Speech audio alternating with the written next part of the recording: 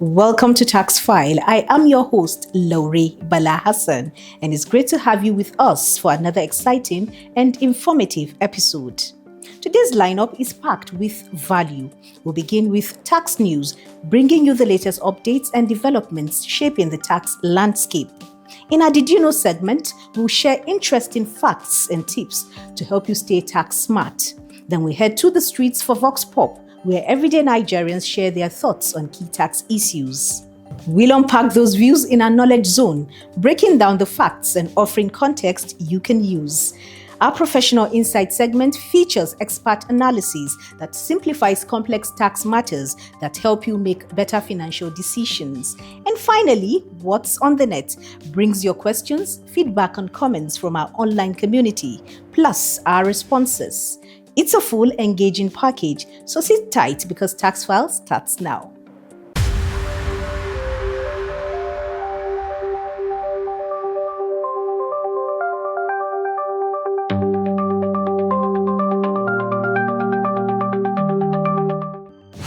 And now, the news.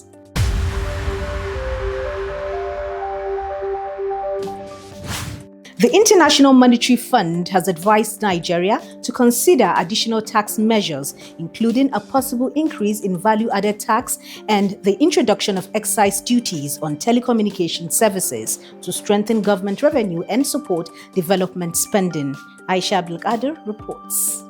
Nigeria's ongoing fiscal reforms have received a vote of confidence from the International Monetary Fund, IMF, which has highlighted the country's efforts to strengthen public finance and create sustainable sources of revenue for national development.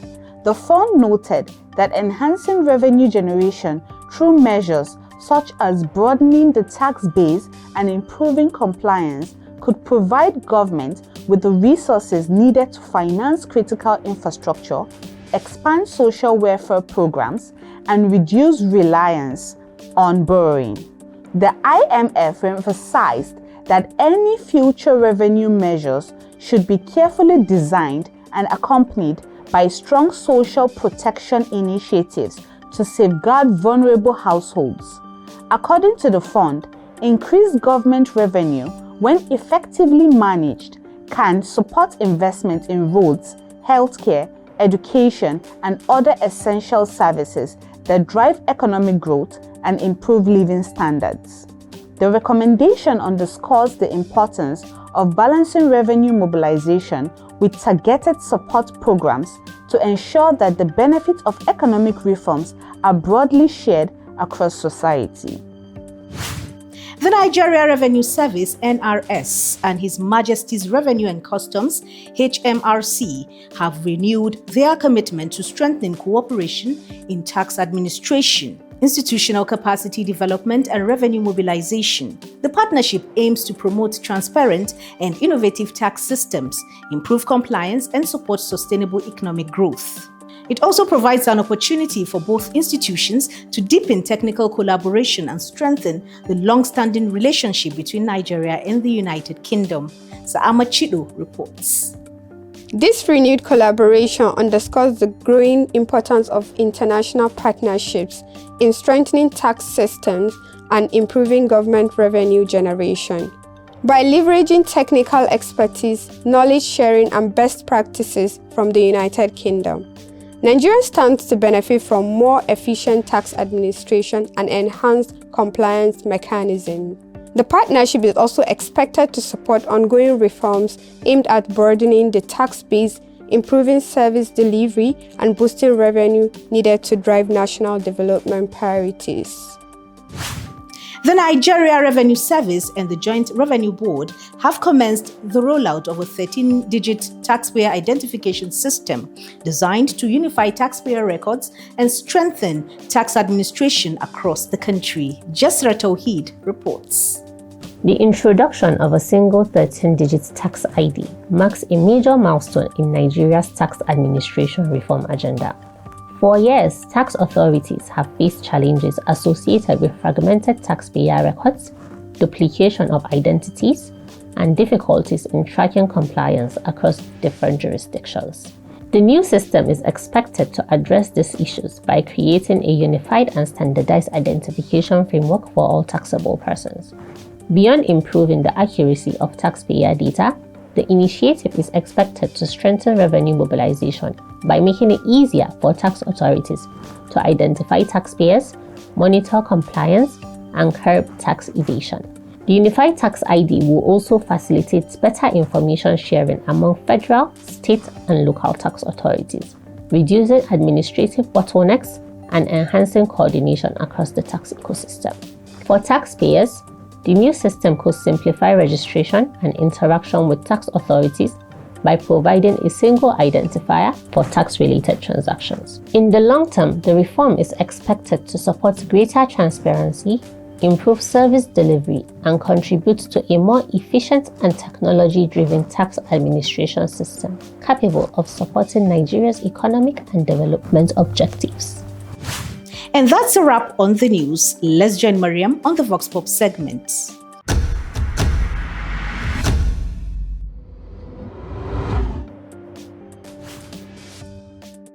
Has it ever occurred to you that there are penalties for inducing a tax officer under the new tax law? Want to find out what these penalties are? Stay. My name is Mariam Julde Adura. We'd like to find out what the penalties are for inducing a tax officer under the new tax law. Okay, good afternoon, first of all. For individuals, it's like 500,000 naira. Then for corporate entities, 2 million naira plus the tax due and jail term of not less than 3 years. What are the penalties for inducing a tax officer under the new tax law? Okay. Inducement of an authorized officer under the new tax law. For individuals, you have 500,000. For corporates, 2 million, plus the tax due, and may include imprisonment not less than 3 years. So 500,000 for the individual, while 2 million for the corporate, with the jail time for 3 years.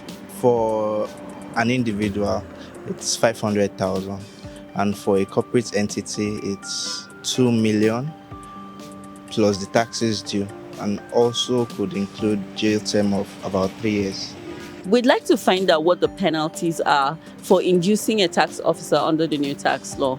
Oh, okay. I think it's 500,000 for individuals, okay, and 2 million for a corporate organization, and it might also include 3 years.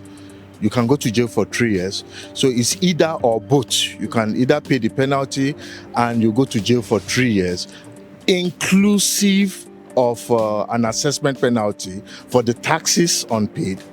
Yes, I think that is the answer. Thank you.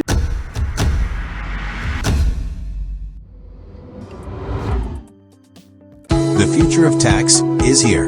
Are you ready? This is Rev 360, a smarter way to manage your taxes. Better efficiency, stronger compliance, and improved taxpayers' experience. End-to-end automation, real-time processing, and seamless compliance. Now all on one intelligent platform. Secure and transparent, no stress, just fast, smooth compliance. Rev 360. This is the future. NRS. Together we rise. Together we prosper.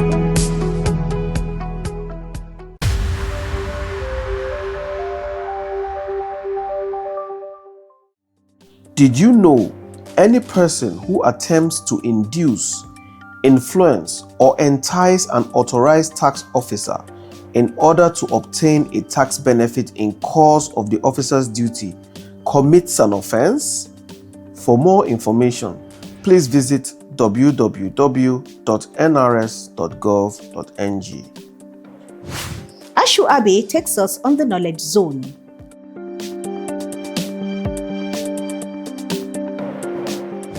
Hello and welcome to Knowledge Zone, where we dive deeper into the interesting conversations had on the streets. I remain your host, Ashu Abe. On today's episode, we'll be answering the question, what is the penalty for inducing a tax officer under the new tax law? Under Section 115 of the Nigerian Tax Administration Act 2025, any person who attempts to induce, influence, or entice an authorized tax officer in order to obtain a tax benefit in the course of the officer's duties commits an offense.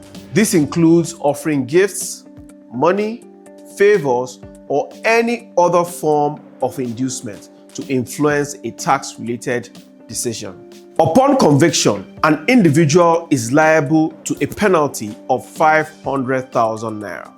Where the offender is a body corporate, the penalty is 2 million naira or imprisonment for a term not exceeding 3 years or both, in addition to the payment of any tax due. Over to you, Lore.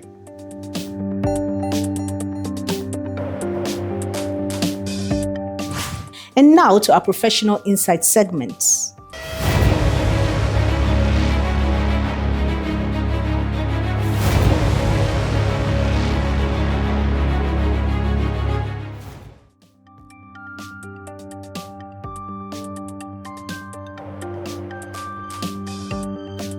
My name is Garba Muazu. I'm the Director for Special Purpose Investigation Department.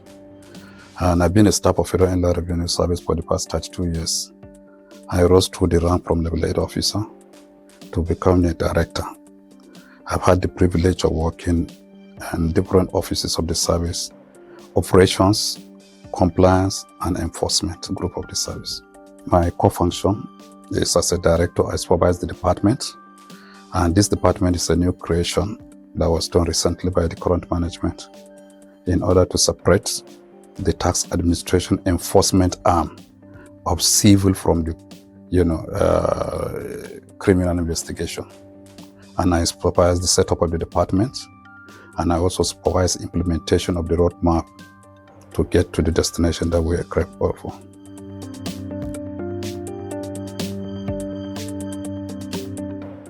Yes, over the years, the service has investigation as a department. And what they do is to carry out intelligence-led investigation into commission of the crime of tax, related affairs of taxpayers.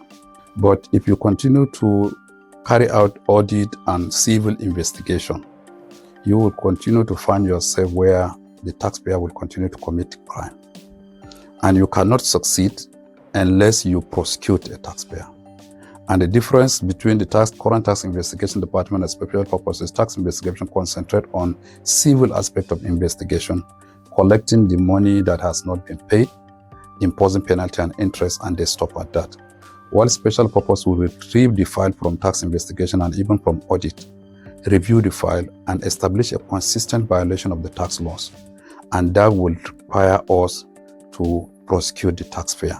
So basically our job is to curb tax crimes, fraud, commission of the crime, the willful default, deliberate violation of the tax laws in terms of not payment of the taxes due, or covering your affairs in a manner that would give impression to the tax authority that you deliberately do not want to pay.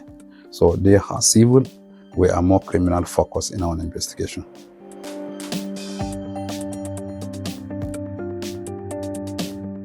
If you look at the function of the service, it clearly requires our agency, now the NRS, to collaborate with other agencies of government.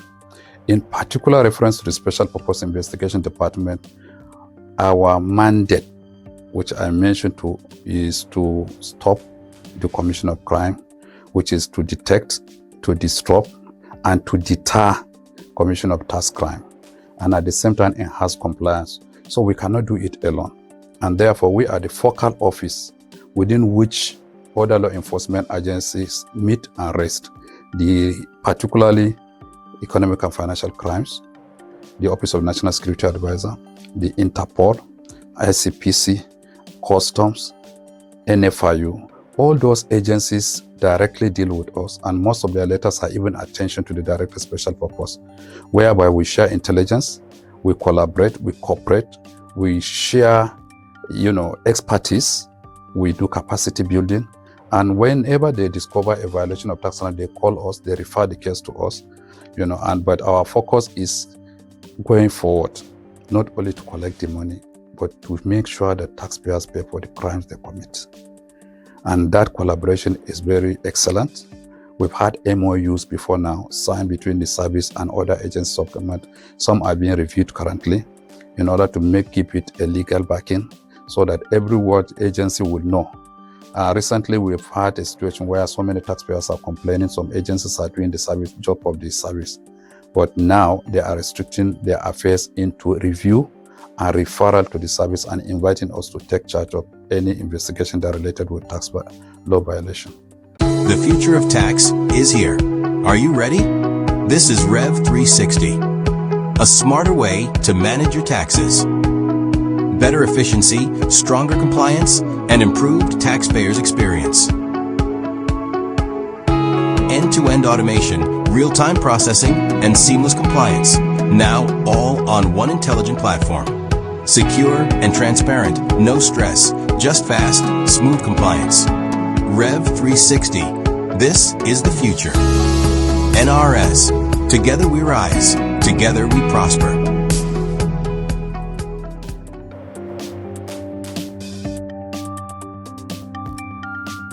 Any form of criminal investigation is a highly risky affair because it will put you on a direct collusion with those who are bent on violating the tax law.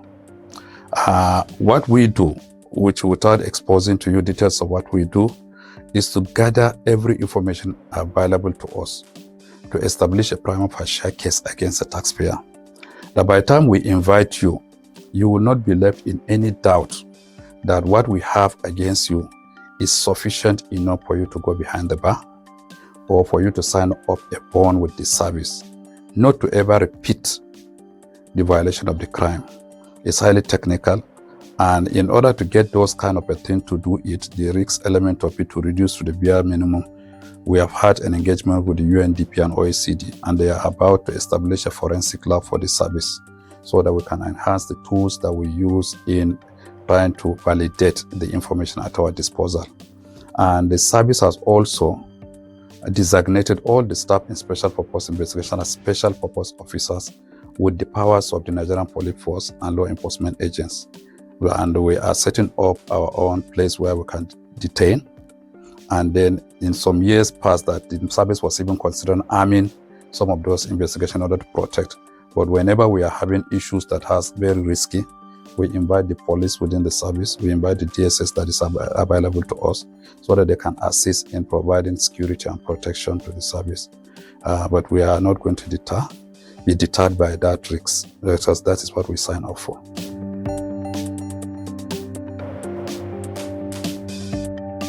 I was the person during the last management that developed the roadmap for the creation of the then Special Crimes Division. That's the name. But the name was changed to Special Purpose so that the taxpayer should not ab initio believe that someone is coming after him deliberately. And that's why the management decided to say, okay, can we change it from crime to special purpose so that it will give you a wider aspect of coverage it is. Now, when we started, we conducted a training, specialized training. We have gone to Defense Intelligence Agency. My staff have also gone to attend police training, and we have invited some of the law enforcement agents to give us a kind of intelligence-led aspect of it. That alone puts the staff at a very high level. Recently, we had UNDP send an expert. They confirmed to the previous city that in all over the years of his experience in the world, he has never come across the best and most trained officers like the staff of the special purpose. That is number one. Number two, when you appear before us, sometimes I lead the interview. And by the time you come out, you will be sweating. And we have also developed some forms within the service that when you come, you will sign up. There is a no repetition of commission of crime form. There is witness form. There is also a bond that you will sign. You give access to the staff in all ramification that you would not be able to go on this.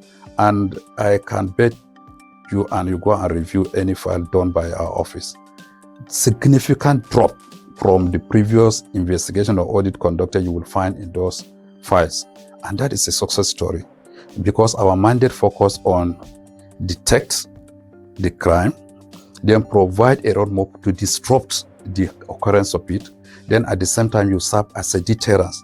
Therefore, some will go to prison, some should be able to be paying high penalty. We can even recommend winding up your company or banning you completely from doing, because that goes into the core of the violation of the Constitution of Nigeria. And then at the end of the day, what does it do? It enhances compliance. Voluntary compliance is what every organization, tax authority in the world look forward to, because it reduces the amount of time you spend on going after every taxpayer. No administration has been able to do it. To isolate the few who are criminal and we made them a scapegoat, we have sent the signal that you will pay for a crime that you will commit if you violate the tax law. So these are some of our success stories.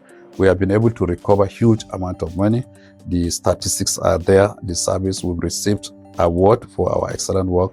But now that we are full-fledged department, I would like to assure you that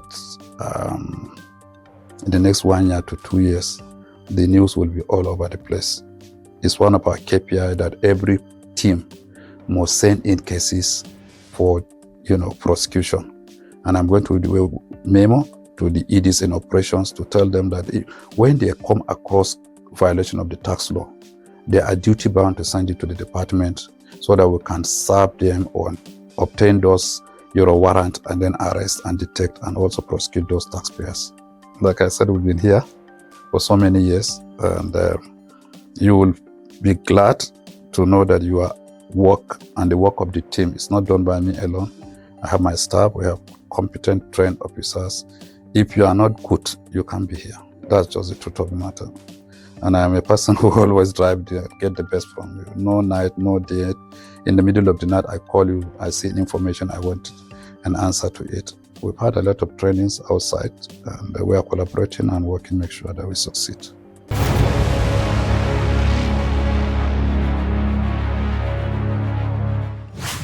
Over to Swateku for what's on the net.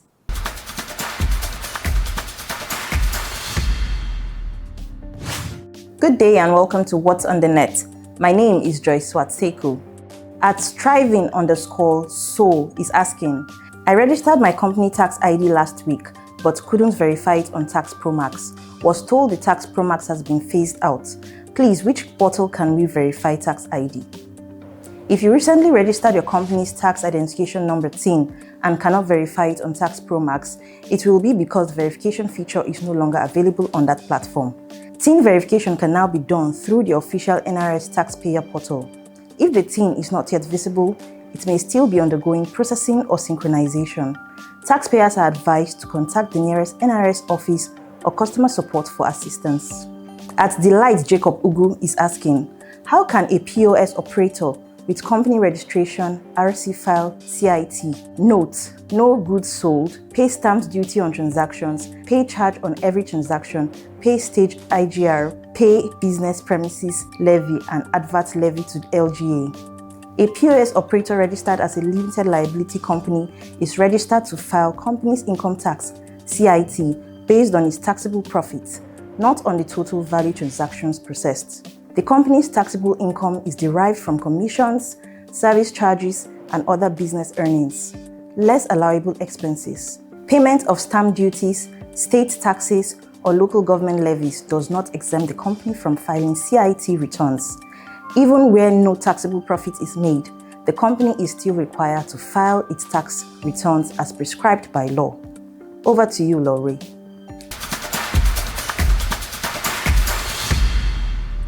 And that's where we leave it for today's episode of Tax File. We hope you've learned something new and gained a deeper understanding of how taxes impact our daily lives. Don't forget to stay connected, follow us on all our social media platforms, and keep the conversation going. I am Laurie Bala Hassan, thanking you for watching. Until next time, stay informed, stay compliant. NRS, together we rise, together we prosper.